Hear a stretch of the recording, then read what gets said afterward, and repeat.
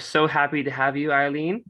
Um, One thing that we want to make everyone aware before we get started, we have some other videos with Eileen Maddox that you can go view on www.clearwaterbahais.org. You can go there and find her profile and some other videos that were posted. You can go directly, however, to the YouTube page for Clearwater Baha'is or the Facebook for the Baha'i Center of Clearwater.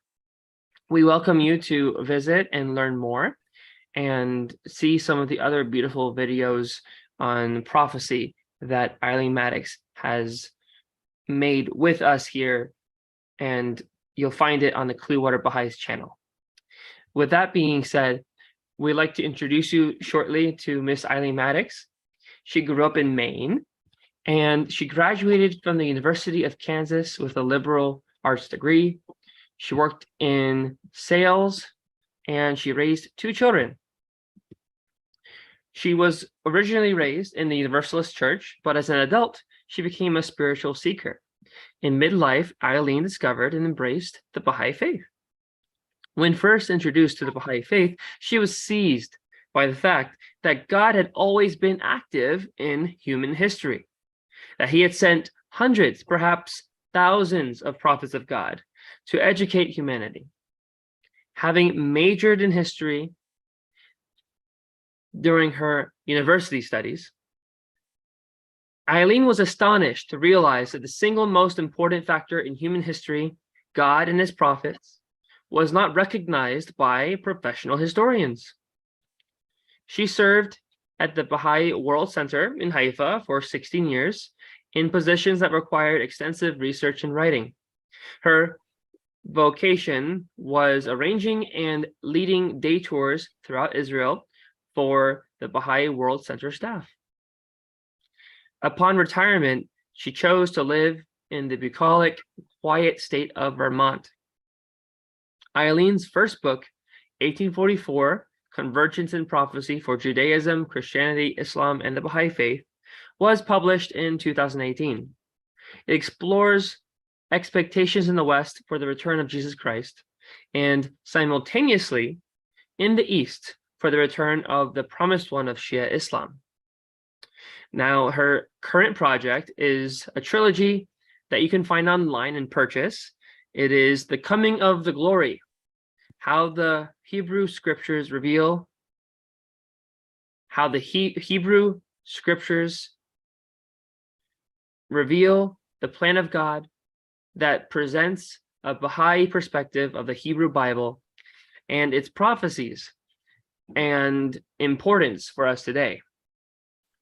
With that being said, setting the stage here, we have a topic today, Ezekiel. How Ezekiel, the Hebrew prophet, speaks today, part 1. This program will focus on the role of how the glory of God, Baha'u'llah, was featured in Ezekiel's prophecies. Now, this is related to the trilogy that she has written, that Eileen has written, called The Coming of the Glory, how the Hebrew scriptures reveal the plan of God.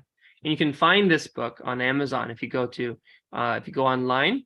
It's published, and you're more than welcome to, for further reading, learn, and purchase that book. With that being said, Eileen, welcome. We're so happy to have you. I leave this to you now for the presentation. Thank you. Thank you, John, for a lovely introduction. And I am very glad to be back with Clearwater. It feels like home here. Before I talk about Ezekiel, I'd like to tackle that puzzling question of why the Hebrew prophets have been part of the major plan of God. The talking points I'll present come from the Katabi Higan and from the Tablet of the Universe by Abdu'l-Baha. Please keep in mind that the Baha'i writings sometimes use a lot of symbology. Therefore, there are going to be many interpretations, not just the ones that I mentioned. In order to put the Tablet of the Universe into perspective, let's review a little astronomy from NASA. And my slide isn't moving. Why isn't it moving? Let's try hitting spacebar. Okay, there you go. There we go. It says on the NASA science website that our galaxy, the Milky Way, has 100 billion stars. Now wrap your head around that. Our sun is one of those 100 billion stars, and most of the stars are thought to host their own families of planets. And how many galaxies are there? NASA estimates 200 billion in the observable universe via the Hubble telescope. These numbers are beyond our comprehension, and this is one of many reasons that God, the creator of the universe, is unknowable to us. How could we possibly know the creative force for 200 billion galaxies? Baha'u'llah said, "Know thou that every fixed star hath its own planets, and every planet its own creatures, whose number no man can compute." And I would suspect that each planet has a plan of God of its own. And I doubt that sentient beings have to be carbon-based, as Star Trek insisted. But I loved Star Trek. It certainly opened our minds. Abdu'l-Baha said, "Praise be to God, who hath ever caused his names and attributes to penetrate the degrees of existence, who hath made the effects of those names and attributes to shine resplendent, and their signs to be firmly established in both the hidden and manifest worlds. He hath ordained these names and attributes to be the first and foremost origin and cause of being in the world of creation, and the source of the different grades of realities in the degrees of existence." In other words, it sounds like the names and attributes of God are the foundational building blocks of the universe.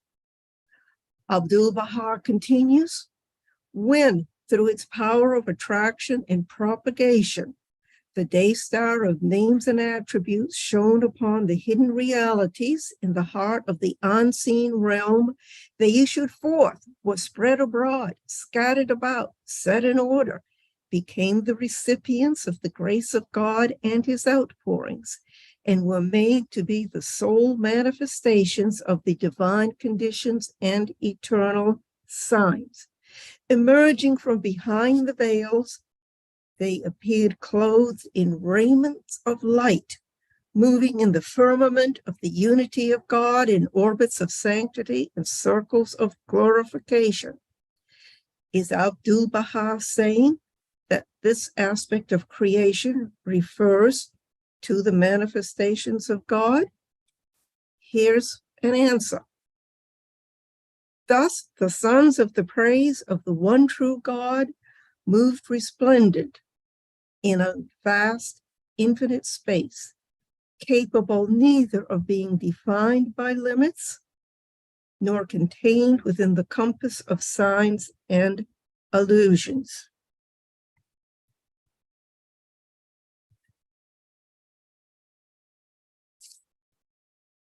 Baha'u'llah all but said in explicit words that the manifestations of God were created at the beginning, as we would understand the beginning of the process of creation. Baha'u'llah said, "Everyone who is endowed with a clear insight will behold that they, the manifestations, were created before the creation of heaven and earth. They have no like in creation, nor any equal in the world of emanation." And this gives us a better understanding of these famous verses from Isaiah. "Remember this, keep it in mind, take it to heart, you rebels. Remember the former things, those of long ago. I am God and there is no other. I am God and there is none like me. I make known the end from the beginning, from ancient times, what is still to come.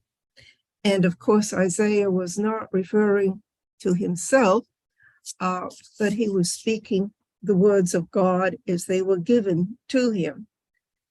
And let us remember, as we move along, a caution given by Abdu'l-Baha.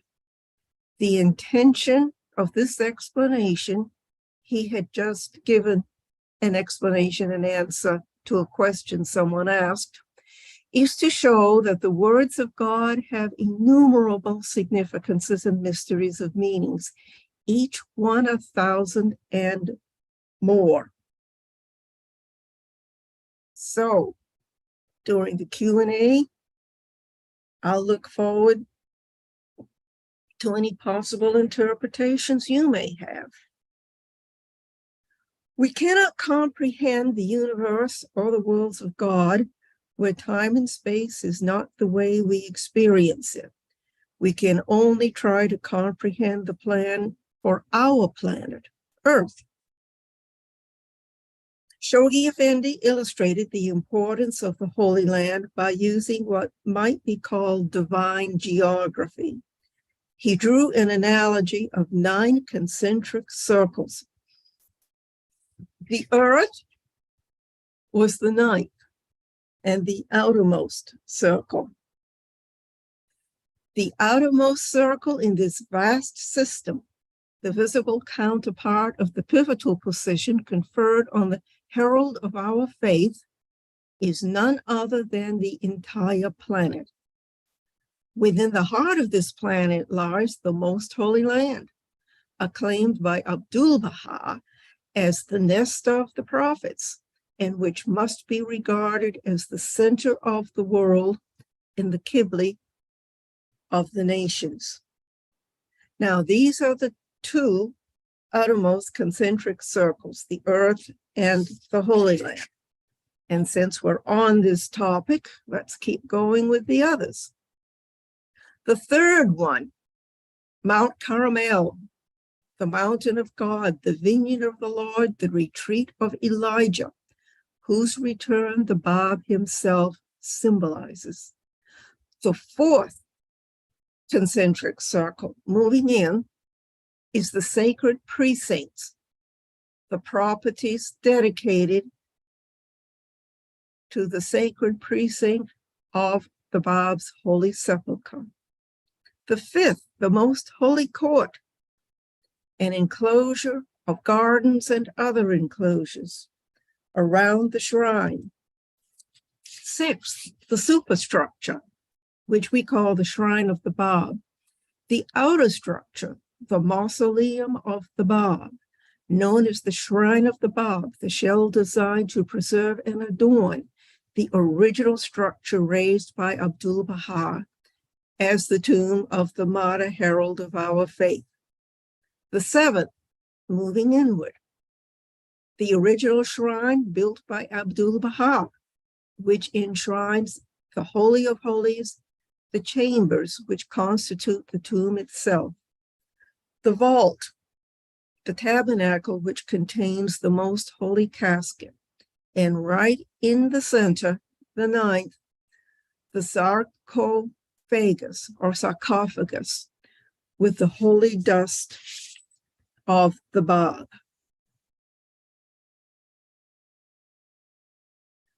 The nest of the prophets, the Holy Land.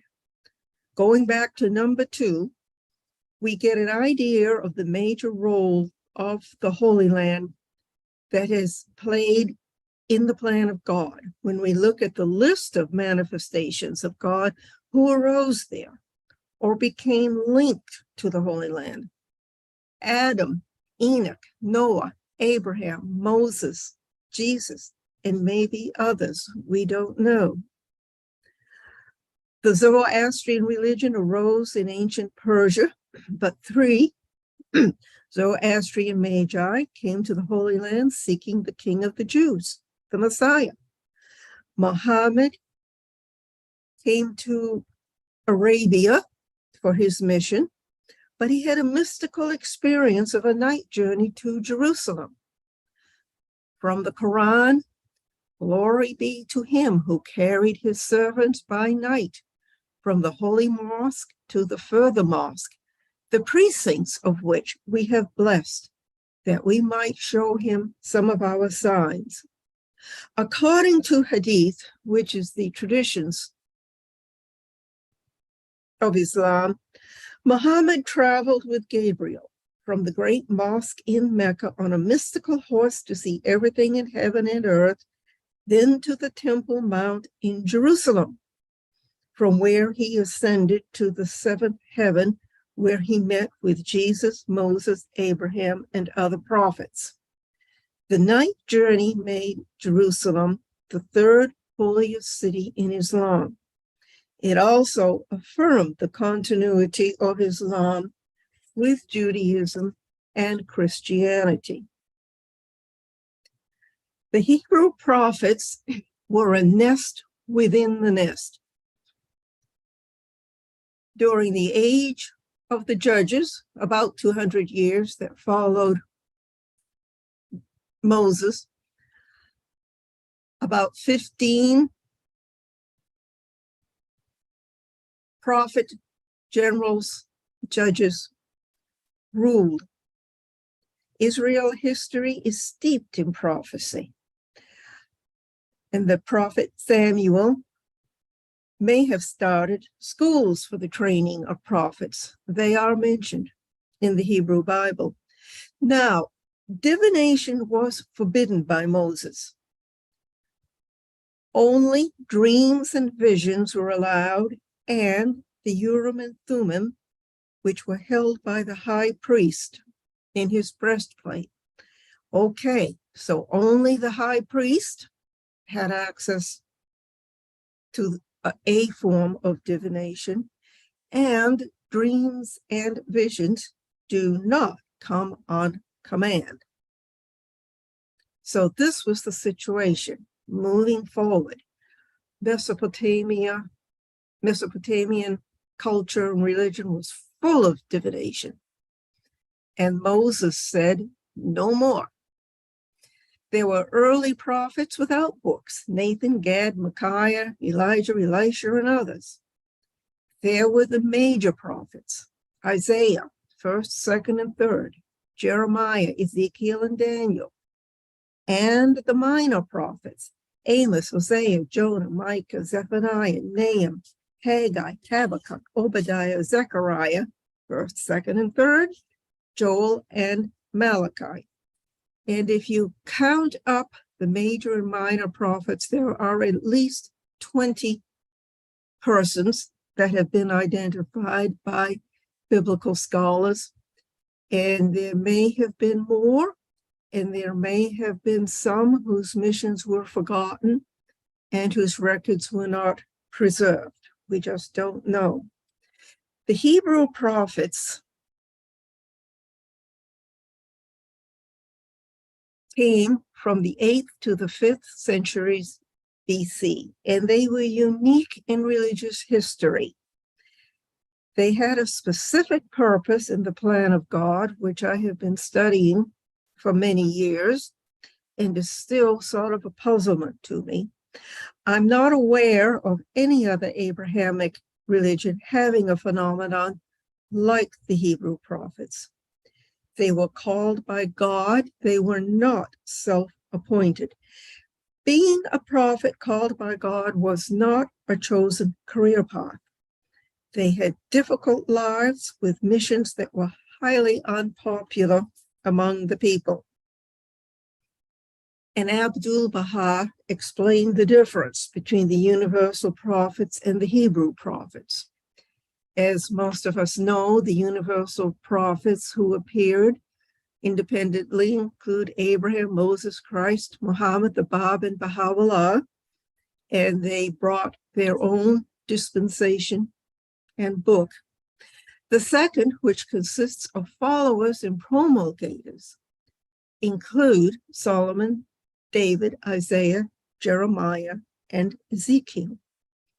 Abdu'l-Baha also said the prophets of Judah and Israel, Elijah, Jeremiah, Isaiah, and Ezekiel, were humble men, as were also the apostles of Jesus Christ.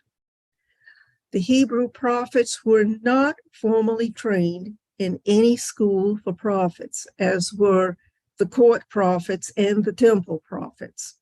In fact, the graduates of these schools too often tended to be the false prophets because they owed their livelihoods to the court and the priesthood.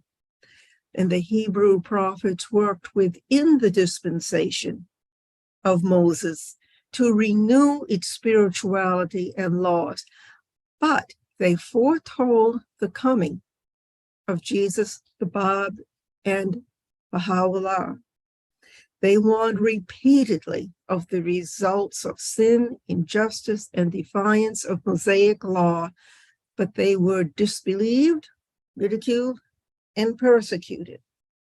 Most important, every one of them, I've counted them and documented them, told of the glory of the Lord or the glory of God, Baha'u'llah, and the day of the God, which can refer to the day of the coming of any manifestation, or more specifically, to the coming of Baha'u'llah. For example, Habakkuk, for the earth shall be filled with the knowledge of the glory of God as the waters cover the sea. Amos, woe to you who long for the day of the Lord. Why do you long for the day of the Lord? What Amos was saying is the day of the Lord, when a new prophet with a new dispensation comes, is not totally a day of light. It can be a day of darkness when people are confused and when the current religious authorities defy the new prophet. Obadiah, the day of the Lord is near for all nations. Zephaniah, the great day of the Lord is near and coming quickly. And the Hebrew prophets warned constantly about the false prophets. Jeremiah, do not listen to what the prophets are prophesying to you. They fill you with false hopes. They speak visions from their own minds and now from the mouth of the Lord. Ezekiel, my hand will be against the prophets who see false visions and utter lying divinations. Jesus, who of course was not a Hebrew prophet, but a universal manifestation of God. Jesus said, watch out for false prophets. They come to you in sheep's clothing, but inwardly they are ferocious wolves. And at that time, many will turn away from the faith and will betray and hate each other. And many false prophets will appear and deceive many people. Now, one of the many, many reasons I think the Hebrew prophets were speaking to us, as well as Jesus and Muhammad, is that our society has many, many false prophets who are choking us. And they're often found in the fields of politics, marketing, media, and so forth. And you can fill that in. And as we move along and we examine what the prophets were told to say by the Lord, it's like peeling an onion. The first skin applies to the day in which the prophet spoke. But then you start peeling it away and you see other times in history. And throughout this program, I have highlighted mentions of the glory of God and the glory of the Lord. Many biblical scholars have identified the glory of God or The glory of the Lord in the Hebrew Bible is meaning Baha'u'llah. William Sears was one of them. From his book, Thief in the Night, I actually did find a new name by which the promised one might very well be known. And the more I tested it, the firmer it held. And his name was repeated over and over. Time after time, in connection with the prophecies of the end of time. It was given so often that there seemed little doubt that this would be one of the titles by which he, the Messiah, would be known in that day. He would be recognized as the glory of God or the glory of the Lord. Isaiah prophesied that the plain of Sharon and the holy mountain Carmel would both be centers for the light and presence of the glory of the Lord in his last days. He said, the excellency of Carmel and Sharon, they shall see the glory of the Lord and the excellency of our God. The plain of Sharon was at the foothills of Mount Carmel. Isaiah promises that God will raise up a righteous man from the east, and the glory of the Lord shall be revealed, and all flesh shall see it together. For the mouth of the Lord hath spoken. Okay, now we will focus on Ezekiel, one of the most fascinating and perplexing of the Hebrew prophets. By way of background, he was born into the priestly class in Jerusalem and was undoubtedly on his way to becoming a priest. He was deported to Babylon in 597 after an Israelite uprising against Babylon. His call came 5 years later in Babylon, where he lived with other exiled Israelites along the Kibar River, a tributary of the Euphrates.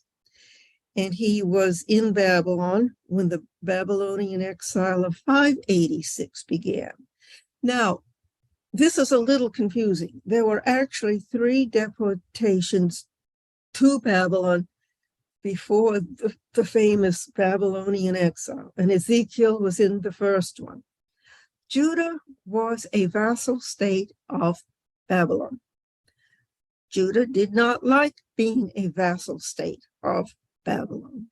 Every so often there would be an uprising, feudal of course, and whenever there was an uprising in Judah, the Babylonians would round up problematic people and people from the upper classes and professional classes and send them to Babylon.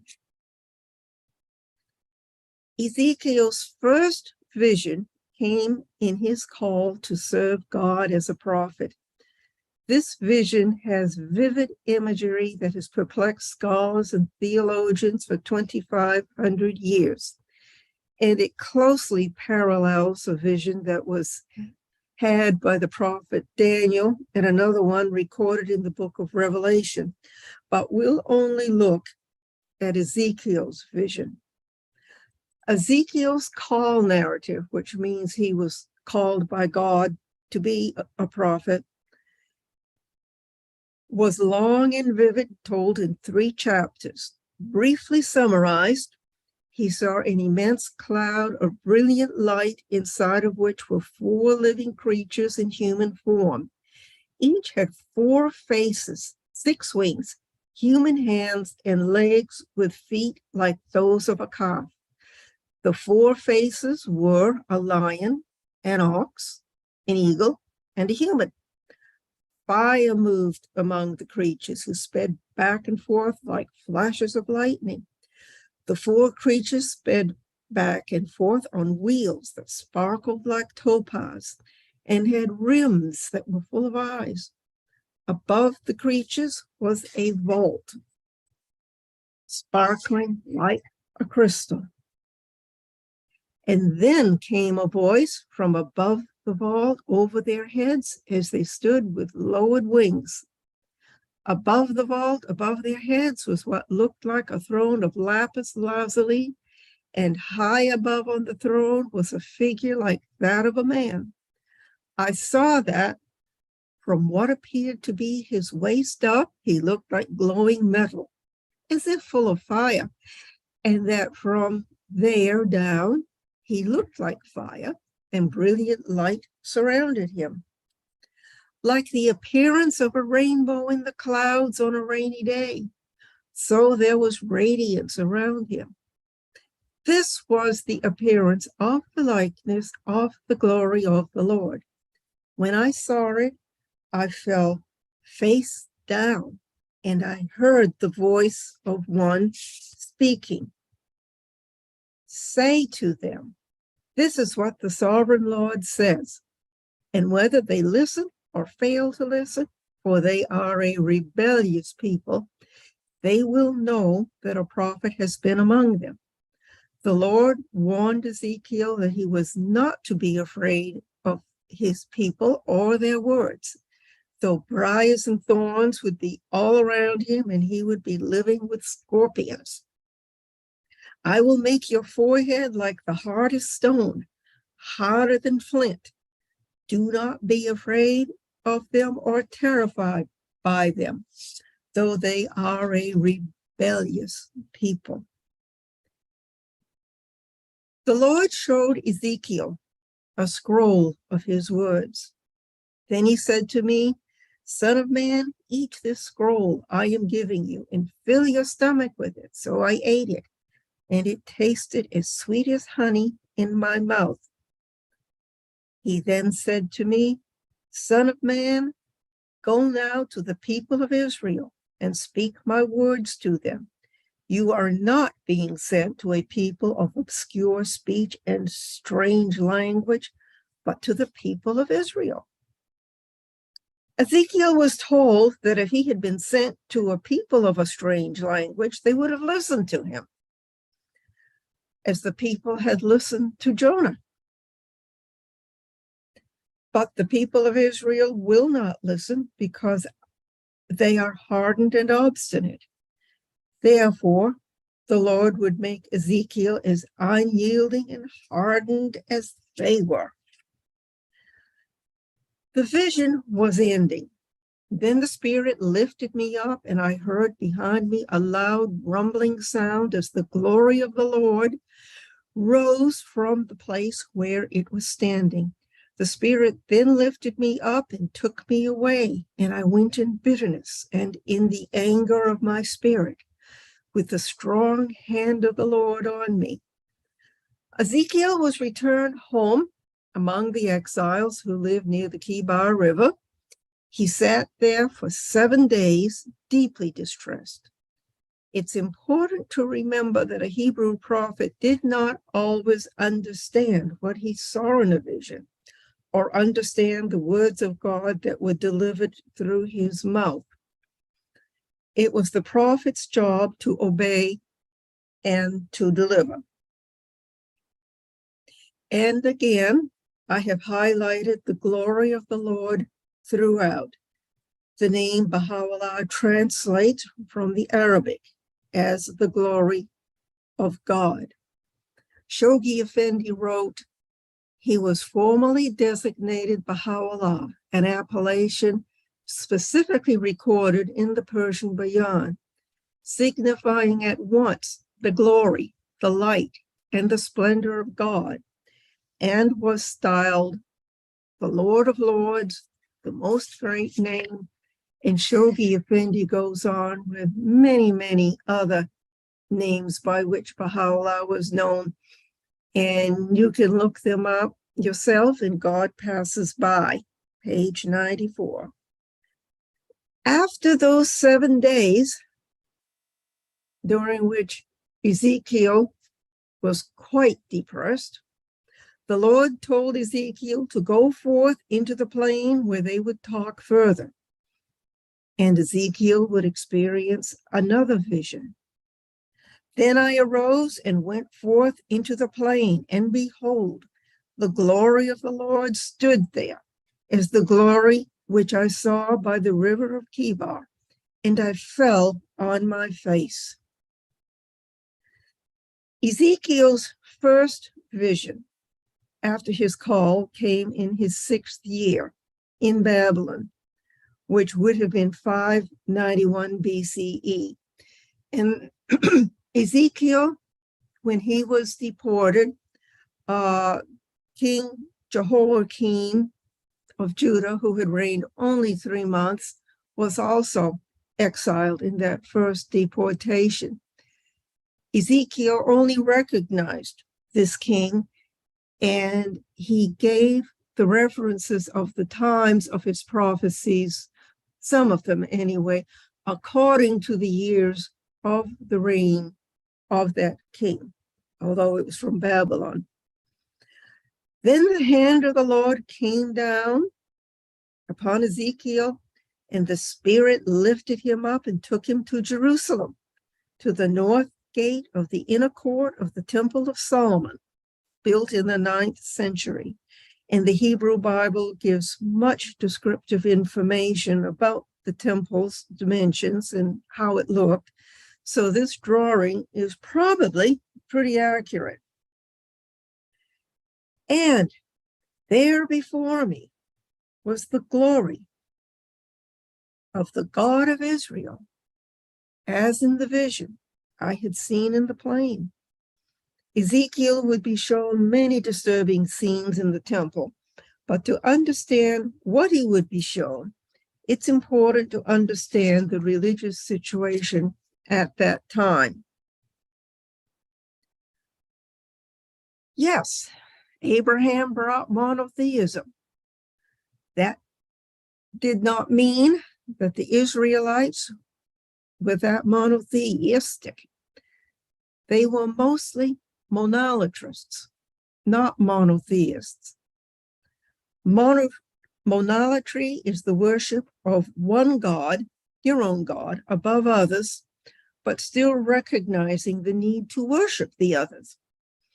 Asherah was a Middle Eastern fertility goddess that the Canaanites had adopted from Mesopotamia, and archaeologists have discovered thousands of her images in the digs in ancient Israel. There was also the worship of the starry host and all sorts of imaginary deific beings. And incredibly, places in Solomon's temple had been set aside for this idolatrous worship. Despite the teachings of Moses and the prophets, many of the Hebrews intermarried with the Canaanites and adopted their deities.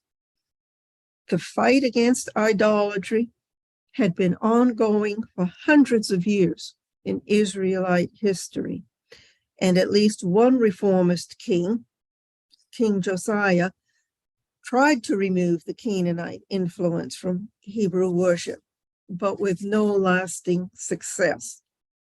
And what was Ezekiel shown in the temple? Drawings of unclean animals and idols on the walls. The 70 elders worshiping the idols, saying, "The Lord does not see us, the Lord has forsaken the land." At the north gate, he saw women mourning the god Tammuz. Who was Tammuz? Tammuz was a Mesopotamian god of pastoral fertility, who was attacked by demons and died and went to the netherworld.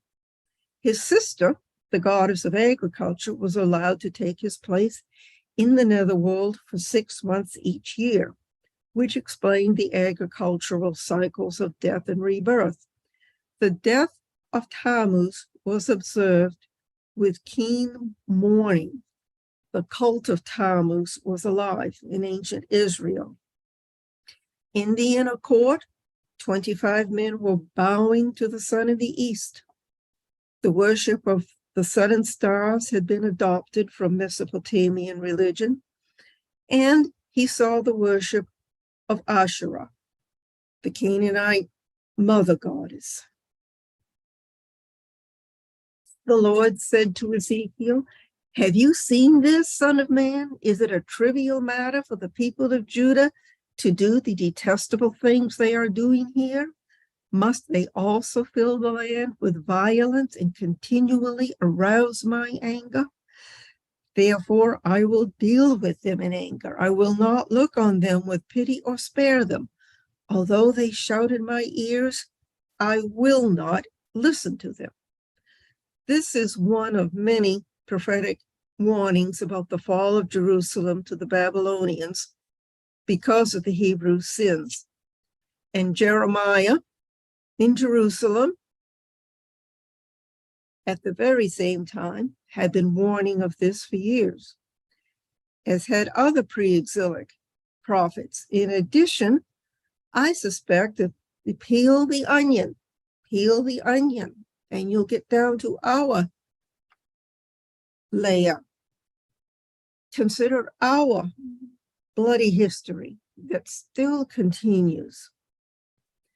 And also keep in mind that the universal prophets and the Hebrew prophets spoke to people within the context of their times. They had to speak to them in ways that they would understand, and using the geography that they understood. But a lot of that was symbolic.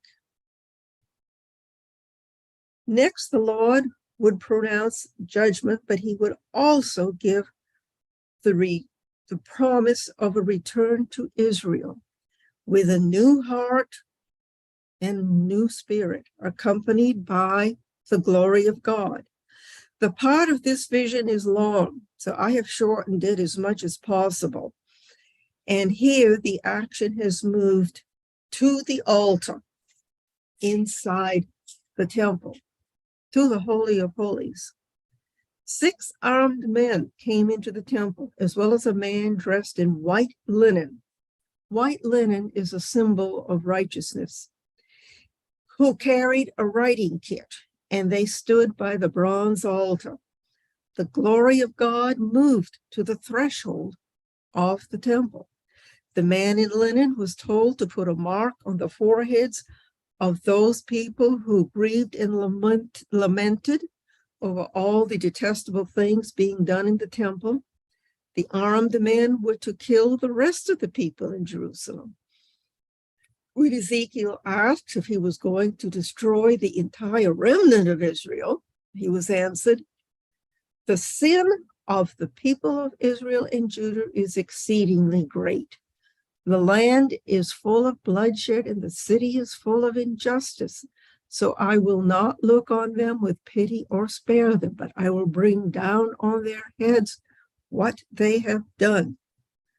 This sounds harsh, but remember, just 5 years later, the Babylonians did conquer and destroy Jerusalem and tore down the temple stone by stone.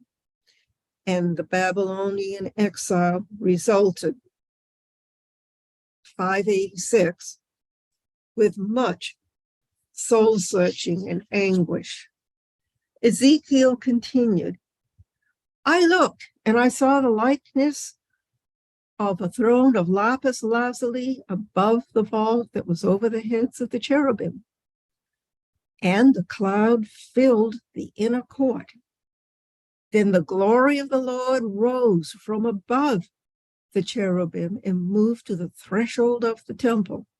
The cloud filled the temple, and the court was filled with the radiance of the glory of the Lord." Ezekiel described the cherubim and the wheels exactly as he had seen them in his call vision. Then the cherubim rose upward. These were the living creatures I had seen by the Kibar River. Then the glory of the Lord departed from over the threshold of the temple and stopped above the cherubim. While I watched, the cherubim spread their wings and rose from the ground, and as they went, the wheels went with them. They stopped at the entrance of the east gate of the Lord's house, and the glory of the God of Israel was above them. The Spirit lifted Ezekiel to the east gate, where he saw the same 25 men he had seen in his previous vision. Son of man, these are the men who are plotting evil and giving wicked advice in this city. They say, haven't our houses been recently rebuilt? This city is a pot, and we are the meat in it.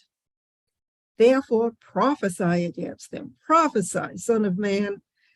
Then the Spirit of the Lord came on me, and he told me to say, this is what the Lord says, and I have paraphrased it. You have killed many people. Their bodies are strewn around Jerusalem. This city will not be your pot, and you will be driven out by the sword. And indeed they were 5 years later. And you will know that I am the Lord, for you have not followed my decrees or kept my laws, but have conformed to the standards of the nations around you.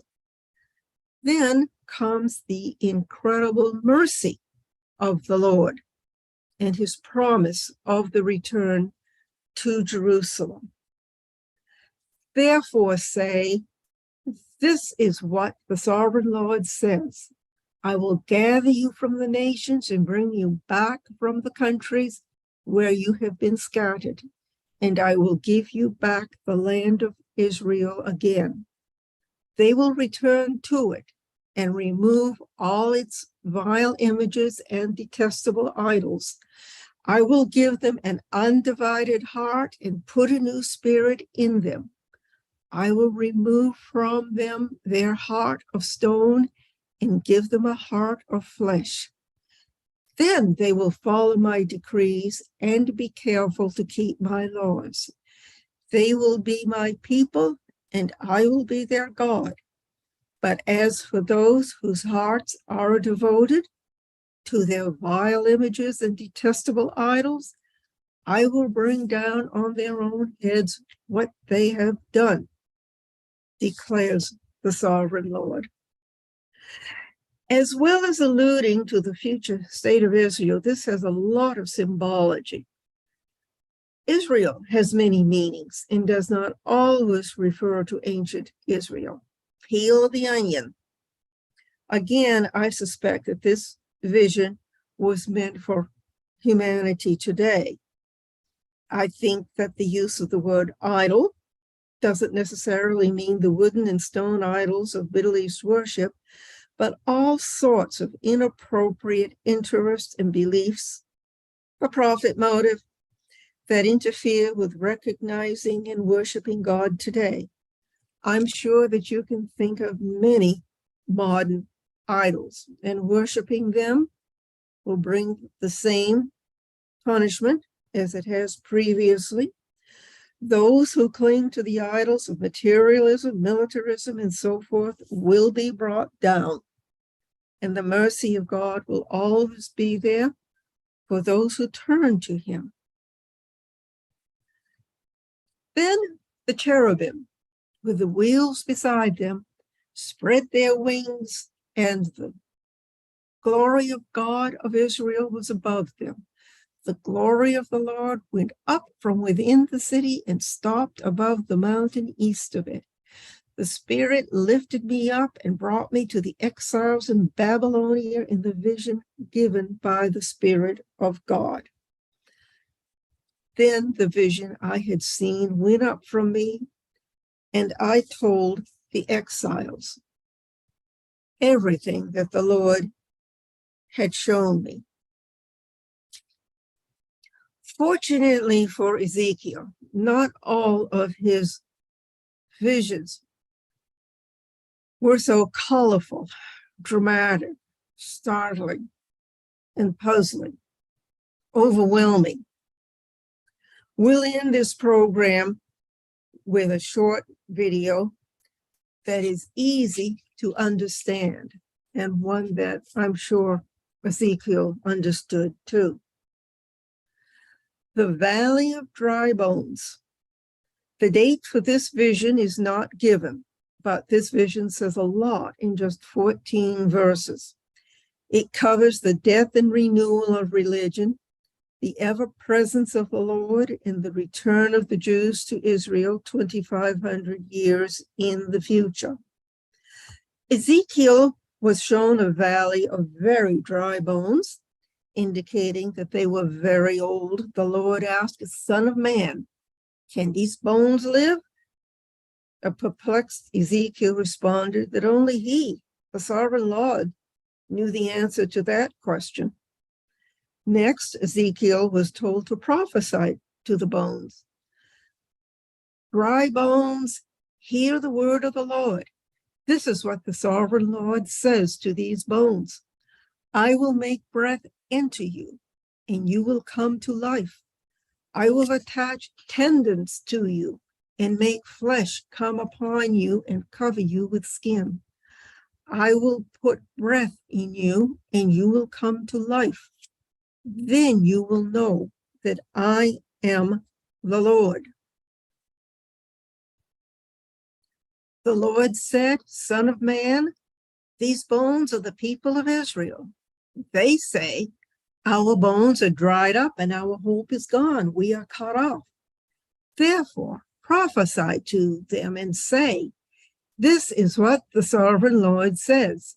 My people, I am going to open your graves and bring you up from them. I will bring you back to the land of Israel. Then you, my people, will know that I am the Lord when I open your graves and bring you up from them. I will put my spirit in you, and you will live, and I will settle you in your own land. Then you will know that I, the Lord, have spoken, and I have done it, declares the Lord." So I prophesied as I was commanded, and as I was prophesying, there was a noise, a rattling sound, and the bones came together, bone to bone. I looked, and the tendons and flesh appeared on them, and skin covered them, but there was no breath in them. Ezekiel was then told to prophesy to the breath, to beckon breath from the four winds and breathe into the bones that they might live. So he prophesied as commanded, and breath entered the bones until they came to life. The dry bones represent the spirit and vitality of the Mosaic dispensation that had died among the people. And it also represents the same death of the spirit and vitality of any religion, which is inevitable before the next prophet of God comes. The resurrection of the dry bones is an apt description of the renewal of religion that breathes new spiritual life when the previous religion has become like dry bones. Israel could symbolize the redemption of all humanity. A far future prophecy is given that the Jews would return to Israel in the 19th century. And of course, the modern state was established in 1948. And most important, fulfillment was beginning for Mount Carmel as the mountain of the Lord, the vineyard of the Lord, where Baha'u'llah had visited 3 times, where the Bab had been buried on Mount Carmel, and where the international headquarters of the Baha'i faith would be. The material for my PowerPoints was originally researched and developed for my trilogy, The Coming of the Glory. The first 2 volumes are available, and the third will be published this summer in 2023. This series presents Israelite history and the prophets in a systematic, chronological manner from a Baha'i perspective. And in my programs, I can only touch on the high points, but the material in my book does go far more deeply into many subjects. So I hope that you will take a look at them. And now, John, I think we're ready for Q&A. Great. Well, I am looking at questions, and I have one question for you, and it's about Ezekiel. So this interpretation of Ezekiel being as hard as the people that he was speaking to, and very similar to these people that he was speaking to, was that symbolic of the concept that the prophet is raised from among its people, or is that reading too much into it? Well, both probably. Okay, first of all, is my PowerPoint off the screen? No, it's not. Do you want to remove it? Yes, can you remove it, please? Then I'll answer the question. Thank you. I think Ezekiel was simply facing a very, very tough job, a very tough mission. And in order to do it, he had to be very, very tough himself. Shall we say thick-skinned? And I think that's what God was promising him, that he would give him the thick skin to endure what was in front of him. There were 12 years between Ezekiel's call and the beginning of the Babylonian exile. During those 12 years, Ezekiel was made mute by the Lord. He was even was not able to answer verbally any of the attacks. That's why he did his teaching through street theater for those 12 years. And in its own way, it's probably worked a little better than any sermon would have.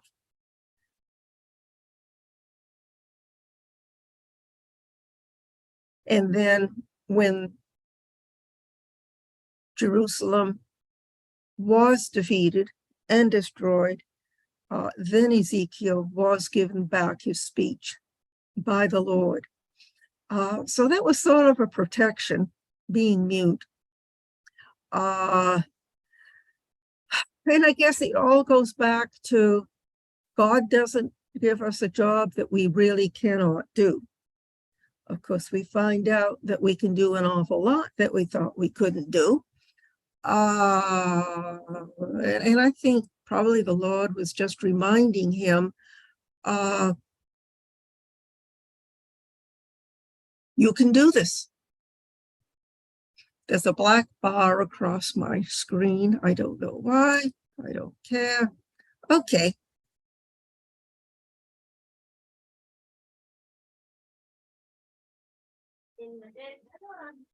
So there's another question, and that's kind of in response to what you were just asking. The other question to me is, why was Ezekiel mute? Do we know about the significance of his muteness? I'm sure it probably wasn't, as I remember, and I would have to look it up, which I can't do right now.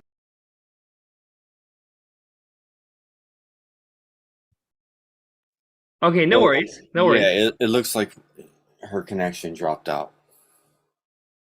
John. Okay. Well, I tell you what, I can fill in the gap a little bit. There's a famous song that was about this. Ezekiel cried them, dry bones. Ezekiel cried them, dry bones. Ezekiel cried. Dry bones now hear the word of the Lord. The foot bone connected to the leg bone, and the leg bone connected to the knee bone, the knee bone connected to the thigh bone. Now hear the word of the Lord. There. I appreciate it very much.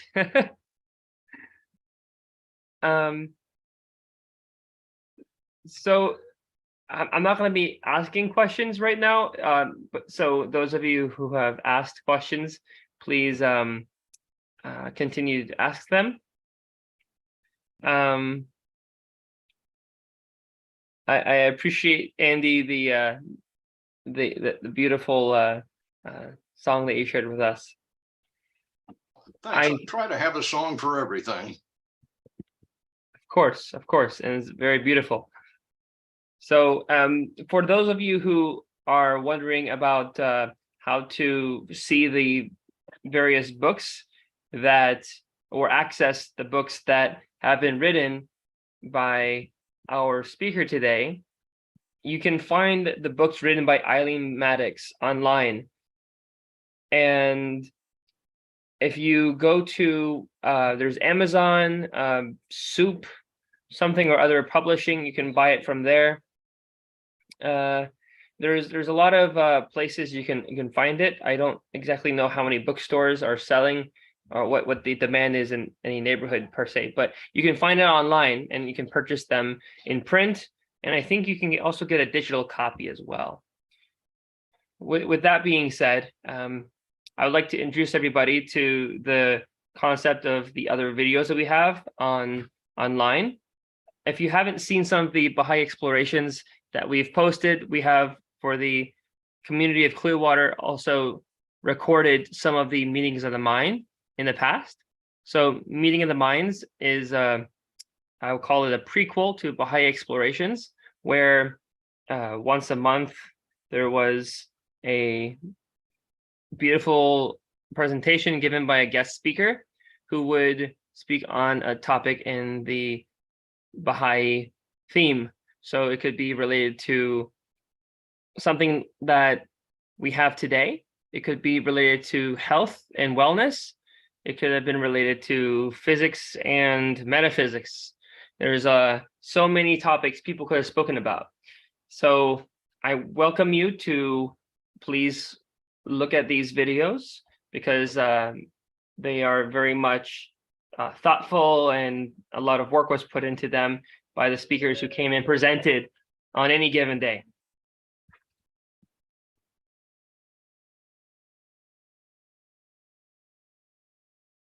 So with that being said, Eileen is trying to reboot her computer. She says she'll be back shortly, but having explained that, there's also, if anyone's interested, I'm going to let's see, can I share this? Let me do this really quick. One moment, please. Edge. Oh, Eileen Maddox is in the house. All right, while she's setting up her video and stuff.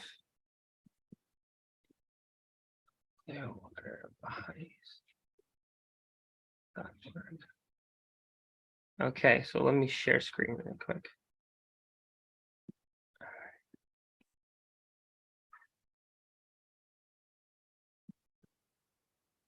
So here's the website for the Baha'i Center in Clearwater. You're free to chat with us here in the bottom right. You can start to chat, and it will link to your Facebook account if you have one, if you so desire. Otherwise, you can just chat directly and we won't know who you are. You'll be anonymous. So here's the website. Here's the speaker for today. If you scroll down, you can see there's the link to click for Zoom, the link for Facebook, and the link for YouTube. So you can literally access this session on all three of these platforms, and it is fairly quick. So here are upcoming seminars that we have. or previous. In this case, we have Evan Divine Justice. We've gone through that. So we have a home study of the Kitabi Iqan. For those of you who are interested, it is a wonderful read with Peter Terry, the facilitator that has a lot of compelling questions and a lot of thoughts to get people thinking when they're reading this book. We had a meet and greet with the producer of The Gate, Mr. Steve Sarowitz. If you haven't watched The Gate, it's available for free online. You can watch it. It's about the dawn of the Baha'i faith with the ministry of the Bab. You have as well on 7 p.m. Mondays, Roadmap for a Moral Society. All are welcome to join this tomorrow at 7 p.m. We have a presentation with Mr. Gilbert Hakim, and I believe we're still discussing moderation and detachment tomorrow. So No, it's a new subject tomorrow, John. Okay, all right. So what are we speaking about tomorrow, if you could help me understand?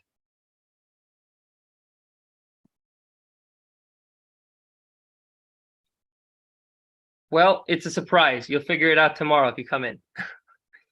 Anyway, it's talking about the spiritual qualities that are necessary for a society to properly function. What does a society need to function, and the spiritual teachings that can ensure its existence and its propagation. So here, going up top, you can click on Video Talks, and it will take you all the way to the YouTube channel directly. So you can see all the videos that are going on. Right now, you have this up top, it's live. This is the video that we're currently streaming live, the presentation we have right now. And then here you have, for Baha'i Explorations, some beautiful thumbnails that Violetta Zane actually went through the hard work to develop for us. We are so grateful to her. You have the home study of the Kitabi Iqan from the beginning until now. You have Roadmap for a Moral Society, the various sessions, Storytelling Sundays. This is Violetta Zane's sessions that were made into a special playlist. At this point, we have enough of them that you can go through all of them. They're very, very beautiful. You have Ava and Divine Justice, our facilitator Ehsan Bayat on this course.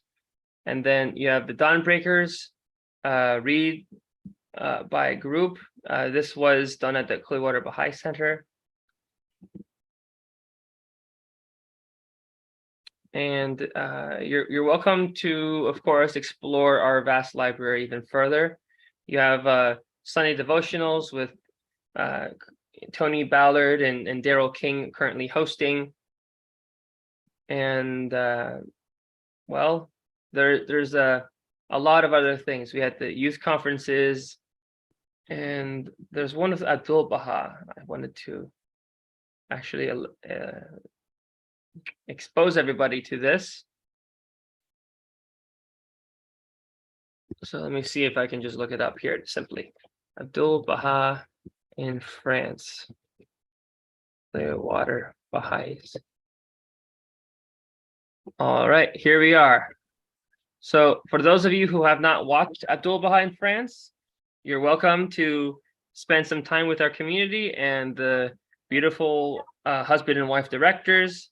And then 7 countries in Europe, you can watch this. United States and Canada, and back to Egypt. In the West, he arrived first in France.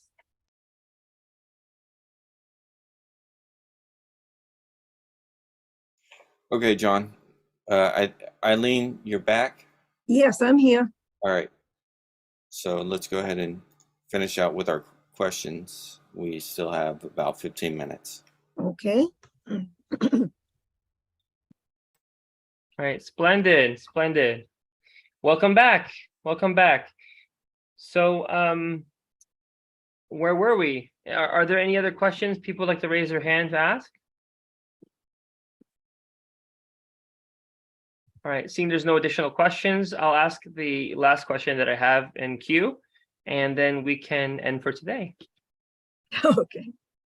So the last question is pertaining to what further reading people can undergo. What can people look for after this presentation to learn more about the prophecies of Ezekiel that relates to the day we're living in now, Right. regarding Baha'u'llah and all that? Right. Well, always Thief in the Night by excuse me, by William Sears. The book, my third volume, will be coming out this summer, and that has 4 chapters on Ezekiel. And at the moment, I'm really not aware of any other Baha'is who have really tackled this, although I might be wrong. There is a series that I saw on Clearwater 2 or 3 years ago. Someone did do a series on biblical prophecy, so you might want to check that out. And John, maybe you remember who it was who did it. But this just reminds, Yes. who Yes. was it? George Vaya. All right, George Vaya.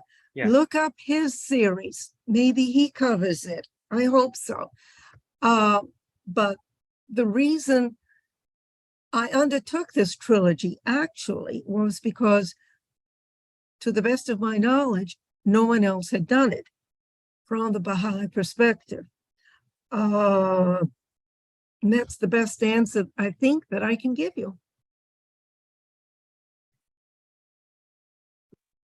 Thank you so much, Eileen. We appreciate it. This is very, very good, being able to go through and ask questions, and thank you for getting back on so quickly. We appreciate it. I have a question for you about part 2 of this presentation. Oh, yes. What are we Oh, to yes. expect? You can expect a lot of eschatology, eschatology, which is about the end times, and apocalyptic visions. We're going, I mean, that's what Ezekiel is known for. We're going to go over 2 of his most famous visions, actually, although his call vision is extremely famous. We're going to look at Gog and Magog, which has caused more frustration and controversy among biblical scholars than probably any other prophecy in the Bible. But I will give you a big hint ahead of time. Abdul Baha said that the apocalypse began, no, he said Armageddon, which is involved with the apocalypse. Armageddon began with World War I. So what we'll be reviewing won't be exactly what you're expecting, although we will look at how the conservative interpretation reads and then how the Baha'i, or my interpretation, reads. And then we will also look at the huge temple that Ezekiel was shown, and it's called Ezekiel's temple. And the Jews consider it to be the 3rd temple that will someday be built. I believe he was being shown the Baha'i era and what we're all working towards and what we can expect throughout the dispensation of Baha'u'llah. So I think it will be a bit fascinating to look at those 2 visions. And that will be in April. Thank you. We appreciate you sharing this and enlightening us. We appreciate it. And there's one last thing for all of you who are interested in this topic. We had a presentation later last week than our normal 11 time. We seldom do this, but given the importance for today's presentation, there was a presentation given by Christopher Buck. He presented on 4 steps to viewing prophecy. Mhm. How do we read prophecy? How do we understand prophecy? And he went through that. And Eileen has also enlightened us on this subject in her previous videos. And Eileen had also exposed us as well again to George Vaya's discussions on several prophecies. So for all of you who are desiring to continue to whet your appetite to study on your own and come back and watch a few, until the next part with Eileen Maddox, we welcome you to watch all these videos and comment, give us your feedback. And if you have questions, of course, on the subjects that Eileen has presented, and you're watching this after the fact, please stay tuned for our next presentation in April. Thank you. Thank you, John. I hope you all have a beautiful Sunday. Thank you, Eileen, again for joining us. And until next time.